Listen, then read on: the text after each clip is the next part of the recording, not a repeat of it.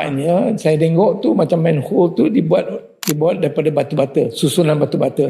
Mungkin lepas ni saya fikir lebih baiklah untuk buat manhole tu daripada konkrit supaya lebih kuat lah. Jadi kalau itu dapat buat, rasa saya itu jadi satu penyelesaian lah.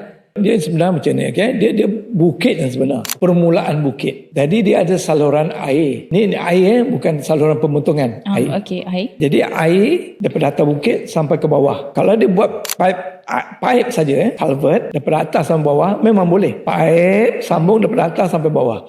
Tapi oleh kerana kalau pipe saja dibuat, air yang daripada atas sampai ke bawah tu dia akan meluncur begitu laju. Betul. Kat bawah tu mungkin dia boleh menyebabkan hakisan dan sebagainya. Kuasa atau energi daripada air daripada atas sampai ke bawah tu akan laju dan very forceful. Kuasa air tu. Jadi apa yang berlaku di tapak sekarang ni, dia buat maknanya air datang dari sini, ada turun macam betul tangga macam tangga. Jadi air daripada atas ni, kalau perasan tempat tu ada satu culvert yang tinggi, culvert yang menerima tu kat bawah.